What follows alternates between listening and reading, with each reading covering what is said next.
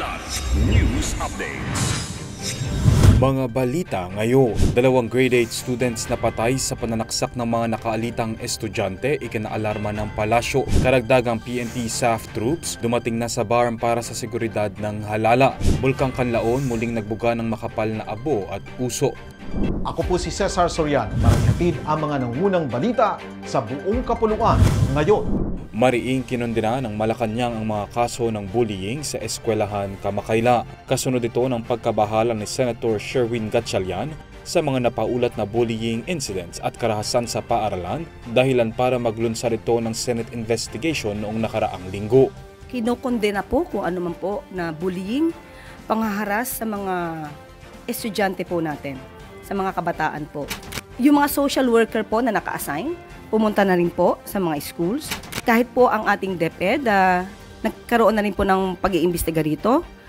Especially po yung tungkol sa nangyari sa Las Piñas. Pinakahuling insidente ay ang pagkamatay ng 2 magpinsang grade 8 students ng Captain Albert Aguilar National High School sa Las Piñas noong Biyernes, matapos pagsasaksakin ng 3 kapwa estudyante sa labas ng paaralan dahil umano sa pagpatay sindi sa ilaw ng banyo. Sa isang pahayag, lubos na ikinabahala ni Senator Gatchalian ang nangyari at tinawag itong clear sign of crisis. Kaugnay nito, ipinag-utos na ni Pangulong Ferdinand Marcos Jr. sa mga otoridad na tutukan ng mga insidente at gumawa ng aksyon para mapigilan ang paglaganap ng kahalintulad na pangyayari.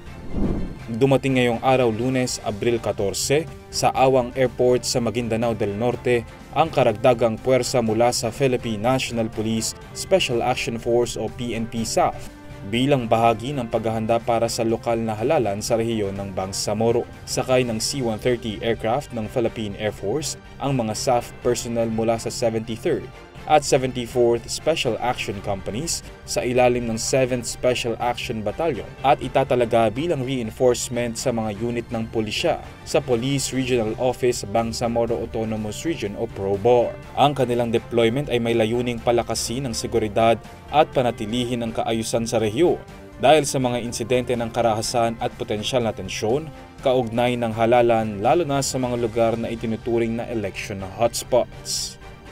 Muling nagbuga ng makapal na abo at usok ang Bulkang Kanlaon na nagsimula kaninang tanghali ayon sa PHIVOLCS. 11:52 AM nang naganap ang ash emission na umabot pa sa 800 meters ang taas ng ash plumes mula sa summit crater, habang tinangay ng hangin ang abo pa west-northwest.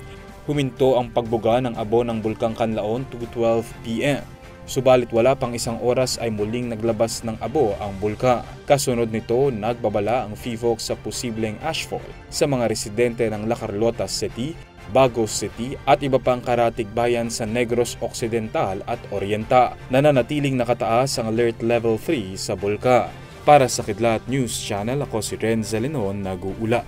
Ako po si Cesar Soriano, kasama nyo sa bawat pagputok ng balita.